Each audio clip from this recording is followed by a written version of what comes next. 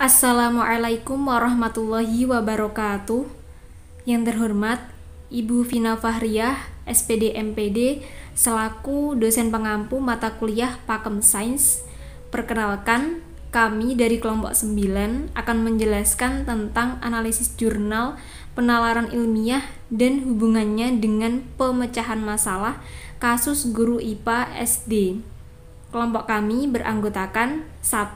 Afi Khairina Muktafia, NIM 287, 2. Zahra Rifqa Afisa, NIM 294, 3. Afrina Indah Kurniawati, NIM 304, 4. Farah Maulina Amanda, NIM 310. Pendahuluan.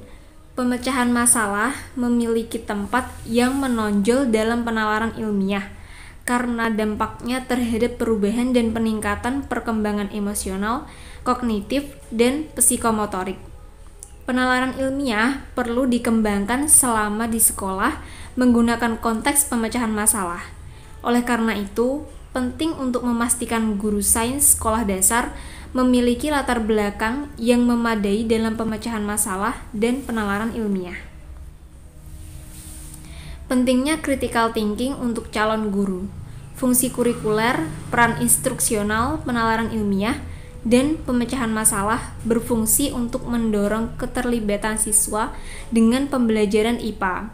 Keberhasilan pendekatan itu tergantung pada pemahaman guru tentang penalaran ilmiah dan pemecahan masalah, serta kemampuan mereka untuk memotivasi pengembangan siswa dari kemampuan ini. Analisis masalah.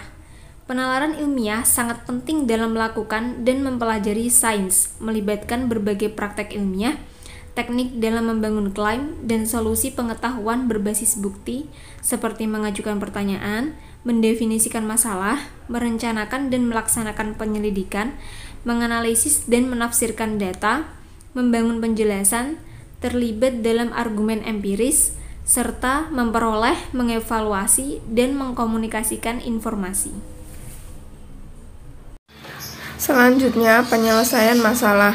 Pemecahan masalah digambarkan sebagai prosedur bijaksana strategis, yaitu mendefinisikan masalah, B. menganalisis masalah, C. mengumpulkan data yang sesuai, D. merumuskan solusi yang mungkin, E. mengevaluasi solusi yang mungkin, F. memilih solusi terbaik, dan hasil yang memerlukan verifikasi dan generalisasi untuk kasus serupa lainnya. Menurut Harity tahun 2000, pemecahan masalah membantu siswa membuat hubungan antara konsep-konsep sains dengan secara aktif bekerja daripada secara pasif menerima solusi. Menurut Chen NC tahun 2015 dan Gallagher tahun 1997, penggunaan pemecahan masalah untuk memperkaya pembelajaran siswa membutuhkan kesadaran, pemahaman, dan dukungan guru dalam pengajaran mereka. Menurut Chen NC tahun 2015 dan Gertzman and Kolotner tahun 1996. Penalaran ilmiah guru dan pemecahan masalah. Para peneliti telah menemukan hasil yang ketidakkonsistenan untuk kemampuan penalaran ilmiah, pemecahan masalah, dan disposisi guru dan mahasiswa terkait dengan variabel latar belakang. Penelitian ini menguji hubungan antara penggunaan strategi pemecahan masalah oleh guru dan penalaran ilmiah mereka di kelas sains.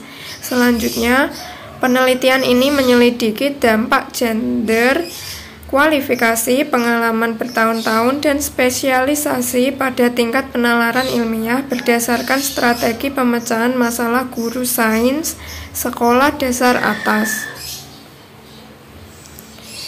Metode penelitian ini menggunakan metode survei terhadap populasi utuh guru SD atas yang mengajar IPA. Ini menggunakan pendekatan deskriptif yang biasa digunakan dalam studi serupa yang menguji kemampuan, keterampilan, atau pandangan mereka. Selanjutnya, konteks penelitian, populasi, dan sampel. Populasi penelitian ini adalah semua guru yang mengajar IPA di sekolah dasar atas. kelas 4 sampai 6 selama tahun ajaran 2012 sampai 2013. Sampel penelitian terdiri dari 138 guru atau 32%-nya dari populasi yang mengajar mata pelajaran sains dasar atas di sekolah negeri. Guru-guru ini dipilih secara acak menurut pengambilan sampel bertingkat menggunakan jenis kelamin, spesialisasi mengajar, dan pengalaman mengajar. Pengumpulan data. Peneliti menggunakan kuesioner penalaran ilmiah yang terhubung dengan strategi pemecahan masalah. Kuesioner pilihan ganda 32 item ini mencakup 5 keterampilan berpikir dasar yang terhubung dengan fase pemecahan masalah, yaitu ada identifikasi masalah, pembentukan hipotesis, menguji hipotesis, interpretasi, dan generalisasi. Validitas kuesioner. Validitas konstruk kuesioner diperiksa melalui analisis faktor konfirmatori atau CVA. Hasil CVA mengungkapkan bahwa semua item secara signifikan P kurang dari 0,01 dimuat pada faktor yang telah ditetapkan sebelumnya atau nilai pemuatan 0,62 sampai 0,75. Kuesioner juga diuji untuk relevansi item. 32 item menunjukkan signifikan P kurang dari 0,1. Koefisien relevansi antara 0,84 dan 0,96. Psikometri ini mendukung bahwa kuesioner dapat dianggap valid untuk fokus penelitian. Penelitian ini Al-Mashaid 2019. Kendalan kuesioner. Kendalan kuesioner dieksplorasi menggunakan konsistensi internal. Alpha Cornbridge dihitung untuk setiap area kuesioner dan seluruh kuesioner. Cornbridge ditemukan 0,77 untuk identifikasi masalah, 0,82 untuk memilih hipotensi, 0,78 untuk menguji hipotensi, 0,80 untuk interpretasi, 0,83 untuk generalisasi, dan 0,81 untuk total kuesioner. Analisis data. Statistik deskriptif atau rata-rata, standar deviasi, dan persentase yang benar untuk setiap tahap pemecahan masalah. T-test dan ANOVA dilakukan untuk mengeksplorasi perbedaan variabel nilai biner atau gender dan efek utama untuk variabel 3 kategori atau pengalaman. Hasil penelitian menunjukkan bahwa tingkat penalaran ilmiah secara keseluruhan dari guru IPA sekolah dasar atas ini dinilai tinggi.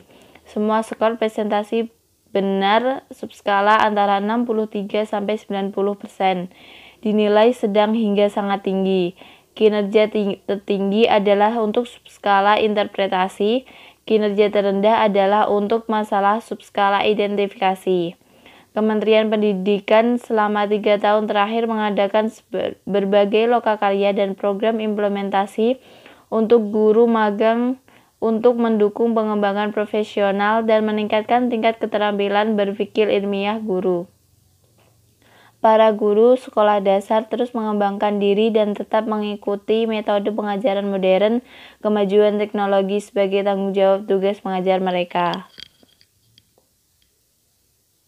Kesimpulan, penelitian ini menunjukkan bahwa guru-guru yang berpartisipasi mengintegrasikan penalaran ilmiah dan pemecahan masalah pada tingkat yang relatif tinggi 71,12%, yang menunjukkan kesadaran bagi guru IPA akan pentingnya praktik sains untuk pembelajaran siswa. Selain itu, hasil penelitian menunjukkan bahwa guru perempuan lebih banyak mempraktikkan penalaran ilmiah daripada guru laki-laki. Kinerja komponen tertinggi pada fase generalisasi 89,83%, sedangkan terendah pada fase identifikasi masalah 63,25%. Pola kinerja ini mungkin disebabkan oleh pengalaman belajar profesional guru pre-service dan in-service untuk memberikan masalah yang telah menjustifikasi sebelumnya daripada menggunakan konteks masalah yang mengharuskan pemecahan masalah untuk mengidentifikasi masalah spesifik dalam ruang masalah yang kompleks. Terima kasih. Sekian presentasi dari kelompok 9. Bila ada kesalahan mohon dimaafkan. Wassalamualaikum warahmatullahi wabarakatuh.